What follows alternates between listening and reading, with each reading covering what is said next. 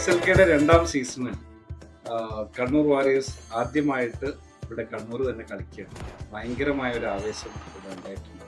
എങ്ങനെയാണ് സിൻക ചെയർമാൻ എന്നുള്ള നിലയിൽ ഈ ആവേശം ഉണ്ടാക്കിയെടുക്കാൻ സാധിച്ചത്?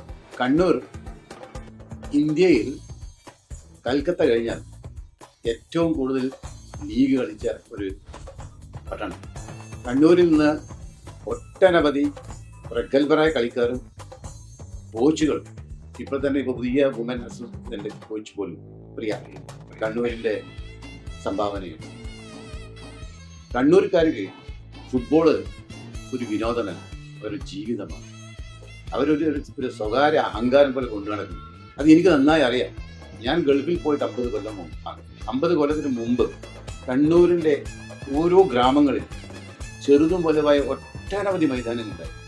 അവിടെ എല്ലാം വൈകുന്നേരങ്ങളിൽ കളികളാണ്. കുട്ടികളായാലും വലിയവരായാലും എല്ലാവരും കളിയിലാണ്. അത് കണ്ട് വളർന്നവനാണ് ഞാൻ പോലും ഈ ആവേശത്തിൽ കണ്ണൂരിൽ പല പ്രാവശ്യം വന്ന് കളി കണ്ടിട്ടുണ്ട്. കണ്ണൂര് ഈ പ്രാവശ്യം തീ പാറും. അത് ആ വാക്ക് വളരെ അർത്ഥവത്തമായ വാക്ക്. കാരണം കണ്ണൂരിന്റെ ജനങ്ങൾ കാത്തിരിക്കുകയാണ് ഫുട്ബോൾ തിരിച്ചു വരാൻ. കഴിഞ്ഞ സീസൺ തന്നെയാണ് ഈ സീസണിലുള്ള എക്സൈറ്റ്മെന്റ്. സെമി ഫൈനലാണ് നമ്മൾക്ക് ഒരു അടി പറ്റിയത്. അതിനൊരു കാരണമുണ്ട്. അത് കണ്ണൂരാണ് കളിച്ചിട്ടുണ്ടെങ്കിൽ തീർച്ചയായും നമ്മൾ ജയിക്കുമായിരുന്നു. കാരണം എന്താണ്? കളിക്കാരല്ല കളിയെ ജയിക്കുന്നത്, കളിക്കാരും കൂടെ, കാണികളും കൂടെ. ഈ കാണികളുടെ ആവേശം, അവരുടെ ആരംഭം, അവരുടെ ആ ഒരു സ്റ്റീരോയിഡ് കൊടുക്കും പോലെ ഒരു കളിക്കാരനെ ഒരു സീസൺ 2 ഏറ്റവും വലിയ ആവേശം അതാണ്. സീസൺ 2 ഏറ്റവും വലിയ ആവേശം ഒരു ഗ്രൗണ്ടിൽ പോലും മൊത്തം കളികളിൽ നമ്മളെല്ലാം ഓഫ് ദ ടൗൺ കളി കളിച്ചു. പക്ഷെ മലപ്പുറത്ത് നമുക്ക് നല്ല സപ്പോർട്ട്.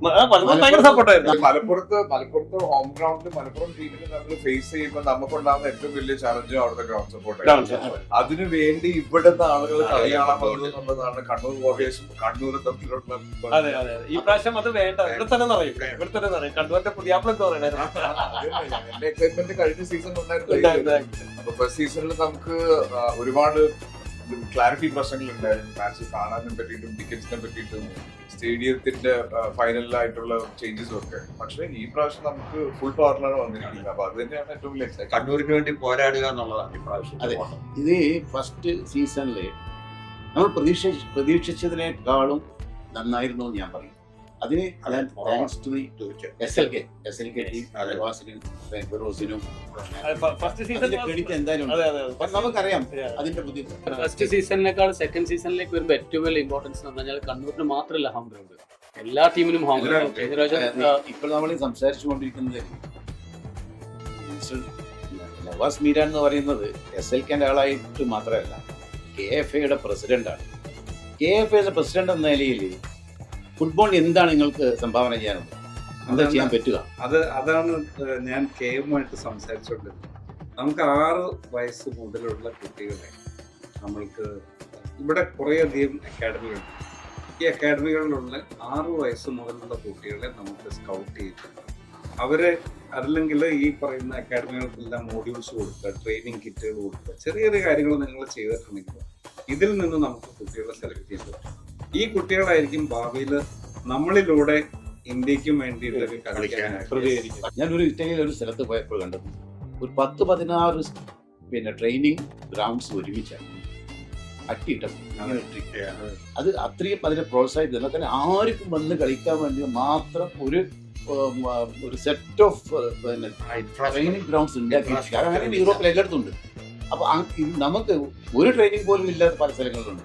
അതിന്റെ അഭാവത്തിൽ ഈ കളിക്കാരങ്ങൾ പറയുന്നത് സ്കൗട്ട് ചെയ്യാൻ എന്തെന്ന് കഴിയും, അതിനുള്ള ഗ്രൗണ്ടുകൾ ഉണ്ടാക്കണം.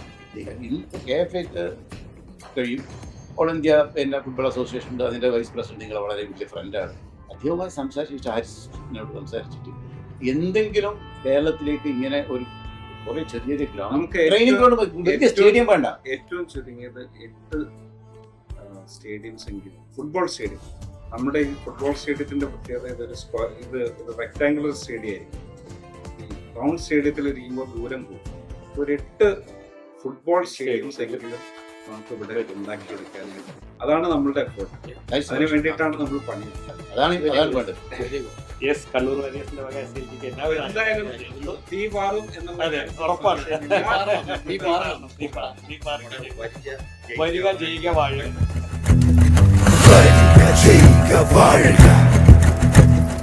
Valiga, Jaiga, Varga.